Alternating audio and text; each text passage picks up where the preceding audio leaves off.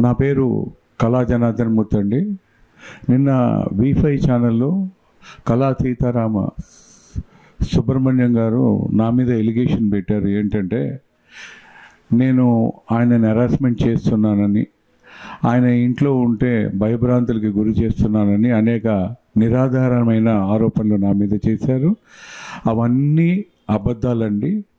ఆయన ఇప్పుడు అసలు చిన్నగా హిస్టరీ చెప్పాలంటే చిక్కడపల్లి 1-8-430/1 మా తండ్రి గారు 4 బ్రదర్స్ కలిసి కొనుక్కున్న ఇల్లు అది 1966లో.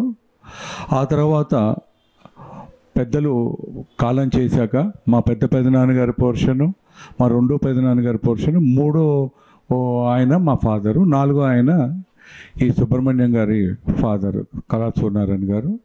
వారు చనిపోయే ముందు మా పిన్ని గారిన కళా అలవేలుమంగ తయారీ పేరు మీద ఆ వీలునామా రాసి చనిపోయారు. అది తర్వాత ఇతను ఏఎస్రావునగర్ కాలనీలో ఎలక్ట్రికల్ షాప్ వ్యాపారం చేసేవాడు. ఆయన అక్కడ చుట్టుపక్కలంతా కూడా వ్యాపారంలో నష్టం వచ్చి దాదాపు 60-70 లక్షల రూపాయలు అక్కడ ఇవ్వాల్సి వచ్చి అటు తిరిగి ఇటు తిరిగి మా బాబాయ్ గారు కళా సూర్యనారాయణ గారు స్వర్గస్థులు అయ్యాక మా పిన్ని గారు తాళాలు వేసేసుకుని ఆవిడ వేరే చోటకి వెళ్ళి వాళ్ళ చిన్నబ్బాయి గారు అన్న కళా లక్ష్మీనారాయణ గారి దగ్గర ఉంటే ఈయన ఒకరోజు రాత్రి భార్య పిల్లలతో వచ్చి తాళాలు పగలు కొట్టి లోపలికి వచ్చి 2 ఏళ్ల క్రితం ఉండి ఆయన పరిస్థితిలో ఆయన ఇంట్లో ఆయన నివాసం ఉంచుకుంటున్నారు. సరే, లాస్ట్ ఇయర్ ఒక పెద్ద వర్షం వచ్చింది. వర్షం వచ్చినప్పుడు ఈ ఇల్లు సున్నం గోడలతో కట్టిన ఇల్లు.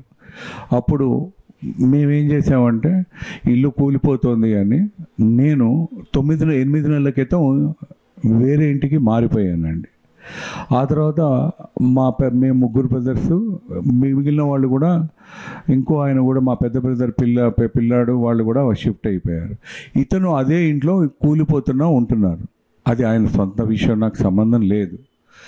ఆయన నా మీద నిరాధారణమైన ఓ ఆరోపణ ఏంటంటే నేను కబ్జాదారునని అదని ఏవో నోటుకు వచ్చినట్టుగా మాట్లాడుతున్నాడు. ఈ V5 ఛానల్లో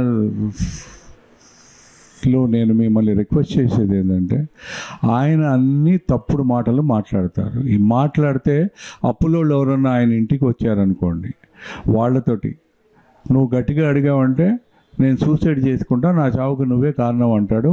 అలా అందరినీ బ్లాక్మెయిల్ చేయడం అతనికి అలవాటుగా మారిపోయింది.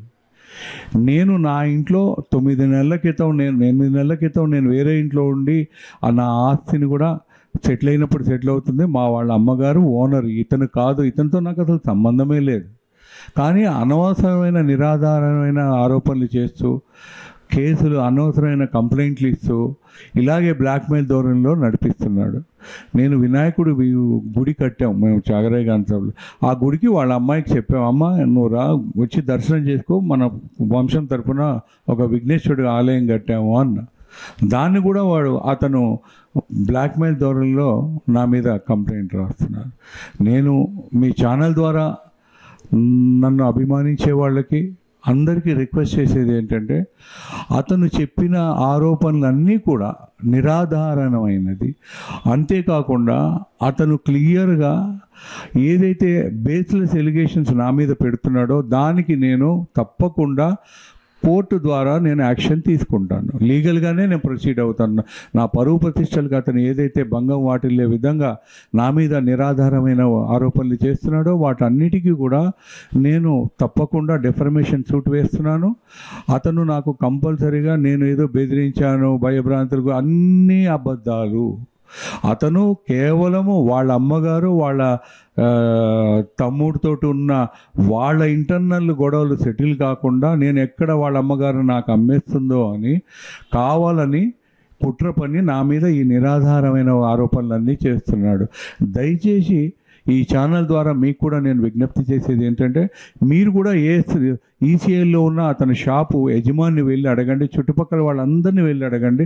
ఇతను తరఫున ఎంతమంది బాధితులు ఉన్నారో, ఇతను డబ్బులు కట్టవలసిన వాళ్ళు ఎంతమంది రోడ్డు పాలయ్యారో అందరూ చెప్తారు అక్కడ.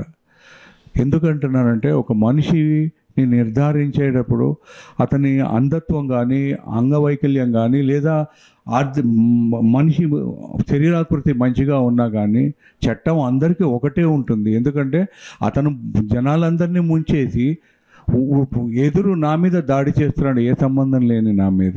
దయచేసి ఈ V5 ప్రేక్షకుల ద్వారా, ఛానల్ ద్వారా నేను విజ్ఞప్తి మరొకసారి చేస్తున్నాను. కళా వెంకట సీతారామ సుబ్రహ్మణ్యం అనేవాడు ఫ్రాడు. ఆ ఫ్రాడ్ అనేది మీరు పర్సనల్గా ఎంక్వైరీ చేయవలసిందిగా నేను ఈ సందర్భంగా మీకు విజ్ఞప్తి చేస్తున్నాను. అతను నా మీద పెట్టిన ఆరోపణలన్నీ నిరాధారమైనది. అతను ఇప్పుడు ఉన్నది కబ్జా వాళ్ళ తల్లిగారిని పోర్షన్లో ఉంటున్నాడు. అది కూడా మీరు వాళ్ళ కుటుంబ సభ్యుని, వాళ్ళ తల్లిని, వాళ్ళని కూడా అడగచ్చు. మీకు అన్ని విషయాలు మీకు తెలుస్తాయి. అంతేగాని ఒక పరువు ప్రతిష్టలతోటి ఒక గౌరవ మర్యాదగా బతుకుతున్న నా మీద, ఒక ఆధ్యాత్మికంగా ఉన్న నా మీద ఇలాంటి నిరాధారమైన ఆరోపణలన్నీ చేయడం చాలా తప్పు. అతను ఇప్పటికైనా మారాలి అని నేను ఆశిస్తున్నాను. ఎందుకంటే అతని ఆరోపణలో ఏమాత్రం నిజం లేదు. ఏదైనా ఉంటే ఛానల్ వాళ్ళకు కూడా నేను విజ్ఞప్తి చేస్తున్నాను. అతను ఏదైనా చెప్పారు అంటే దయచేసి నేను లీగల్గా ప్రొసీడ్ అవుతాను. అతన్ని డాక్యుమెంటరీగా, అంటే ఒక కంప్లైంట్ ఇచ్చేసి గుడికి రమ్మన్నారు, గుడి కడుతున్నారు రమ్మన్నారు అని పోలీస్ కంప్లైంట్ ఇవ్వడం, గుడికి రమ్మంటే కూడా పోలీస్ కంప్లైంట్ ఇస్తారండి? అందులో ఏమైనా దోషం ఉందా? అందరినీ పిలిచినట్టుగానే వీళ్ళని పిలుస్తాం, వాళ్ళ అమ్మాయిని పిలిచాం. అది మీరు అమ్మ రండి, ఒక మంచి మన కుటుంబంలో, కళావారి కుటుంబంలో ఒక గుడి కట్టుకున్నాం రండి అన్నాం. అది ఏమన్నా తప్ప అండి? దానికి కూడా కేసులు వేసి దాన్ని కూడా భయభ్రాంతులు గురి చేశారని ఆరోపణలు చేస్తారా? అది చాలా తప్పు. ఈ ఛానల్ ద్వారా నేను సుబ్రహ్మణ్యం గారు కూడా చెప్తున్నాను, విజ్ఞప్తి చేస్తున్నాను, నీ ధోరణి మార్చుకో. 60 ఏళ్ళు ఇప్పటికైనా సరే కళ్ళు లేవు అంటున్నావు. ఆ కళ్ళు లేవు అన్నప్పుడు నువ్వు ఇంకా ఎంత జాగ్రత్తగా అందరి దగ్గర నువ్వు మసులుకోవాలో నేర్చుకోవాలి. ఇలా అసందర్భంగా, అనాలోచితంగా ఎవరో మీకు ఏ విధంగా ఫీడ్బ్యాక్ ఇస్తున్నారో తెలియదు, కానీ మీ ఆరోపణలన్నీ నిరాధారమైనది. నేను ఒక గౌరవప్రదంగా, నేను ఇల్లు కూలిపోతుంది రేపొద్దున వర్షం గట్టిగా పడిందంటే సున్నంతో GHMC వాళ్ళకే కంప్లైంట్ ఇచ్చాను. కళాజనార్దనమూర్తి గారు, మీరు సంఘంలో గౌరవమైన వ్యక్తి, మీరు ఈ సున్నం ఇంట్లో కూలిపోతే మీరు ఎలా ఉంటున్నారని నన్ను అడిగితే సంఘం నేను సమాధానం చెప్పాలిగా. అందుకే నేను రేపొద్దున లీగల్గా నేను అన్ని రకాలుగా రాసి ఆ కాగితాలు పెట్టుకున్నాను. అందుకే మేము ఇల్లు ఖాళీ చేసి బయటికి వెళ్ళిపోయాము, మేము మా ముగ్గురు అన్నదమ్ములం. రేపొద్దున మీకు కూడా ప్రమాదమే అది. మీరు కూడా ఇల్లు ఖాళీ చేయండి. లేకపోతే మీరు మాట్లాడితే నా చావుకి కళాజనార్దనమూర్తి బాధ్యుడు అన్నట్టు రేపొద్దున పెద్ద వర్షం వచ్చి ఏదైనా అయితే నాకు సంబంధం లేదు. మీరు మీ అప్పులు చేసుకున్నందుకు, మీరు మానసిక వేదనకి మీరు ఊరంతా చేసుకుంటే కళాజనార్దనమూర్తి బాధ్యత, మీ ఇంట్లో ఏం జరిగినా నాదే బాధ్యత అనడం కూడా తప్పు. ఫస్ట్ ఆ నిరాధారమైన ఆరోపణలు మానుకోండి. మీరు ఒక మంచి వ్యక్తిగా, ఒక మంచి ఉన్నత వ్యక్తిగా మీరు ఇక్కడి నుంచైనా మీరు మారాలని ఈ ఛానల్ ద్వారా నేను కోరుకుంటున్నాను. నాకు ఈ అవకాశం ఇచ్చినందుకు మా V5 ఛానల్ వారికి కూడా నేను హృదయపూర్వక ధన్యవాదాలు తెలుపుతూ, అతను ఏదైతే నిన్న 11వ తారీఖు నా మీద ఆరోపణలు చేశాడో అవన్నీ కూడా నిరాధారమైనవని మరొకసారి విజ్ఞప్తి చేస్తూ, దయచేసి ఇక ముందు ఇలాంటివి ఏదైనా ఆరోపణలు ఉంటే మీరు దయచేసి నన్ను కూడా కన్సల్ట్ చేయవలసిందిగా కోరుతున్నాను. ఈ విషయంలో నేను లీగల్గా కూడా నేను యాక్షన్ తీసుకోబోతున్నానని ఈ సందర్భంగా మీకు తెలియజేస్తున్నాను. మరొకసారి మీ అందరూ కూడా సర్వేజన సుఖినోభవంతో అందరూ బాగుండాలి, అందులో మనం ఉండాలని ఆలోచించే వ్యక్తిని మీకు తెలియజేస్తూ కృతజ్ఞతలు, ధన్యవాదాలు.